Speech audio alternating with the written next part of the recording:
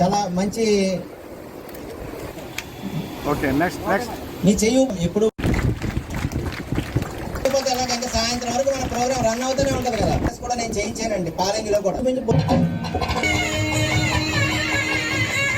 ప్రజాసేవే లక్ష్యంగా తణుకు కాన్స్టిట్యున్సీని అభివృద్ధి పదంలో నడిపిస్తున్న మన ఆరుమిల్లి రాధాకృష్ణ గారికి వెన్నంటుండి యాక్చువల్లీ వారి యొక్క సక్సెస్కి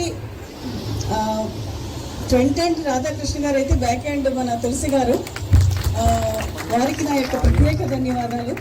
ఈ కార్యక్రమం రావడం నాకు చాలా సంతోషంగా ఉంది. ఎందుకంటే ఇక్కడ చేస్తున్న ఇంతమంది టీం వర్క్, సతీష్ గారు, వారి యొక్క మిత్ర బృందం, వారి గురువులు, వారి సహచరులు, వీరందరికీ కూడా దివ్యాంగులకి రాష్ట్ర వ్యాప్తంగా సేవలు అందించాలని చెప్పేసి ఒక సిస్టమేటిక్ మేనర్లో వారికి మెడికల్ అవసరాల దగ్గర నుంచి లైవ్లీహుడ్స్ వరకు ప్రతిదాన్ని అటెండ్ అయ్యి వారికి ప్రాస్థెటిక్ లెగ్స్ ఇప్పించి అవసరమైన ఎయిడ్స్ అన్నీ కూడా ఏర్పాటు చేయడం, వారి యొక్క టీం వర్క్ చూస్తుంటుంటే చాలా సంతోషంగా ఉంది, చాలా గర్వంగా ఉంది. మన పశ్చిమ గోదావరి జిల్లా అంటేనే దాతలకి మారు పేరు.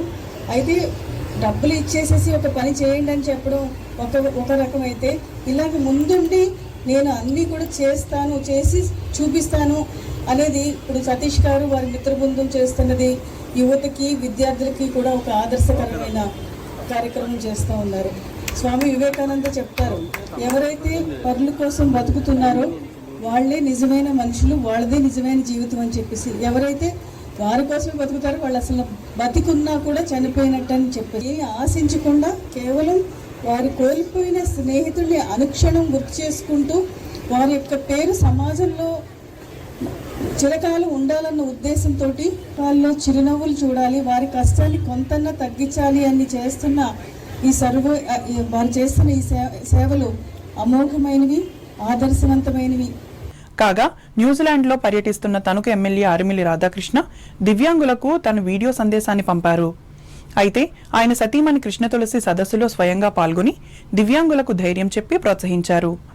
అనంతరం 100 మందికి మంజూరైన కృత్రిమ అవయవాలను అందజేశారు.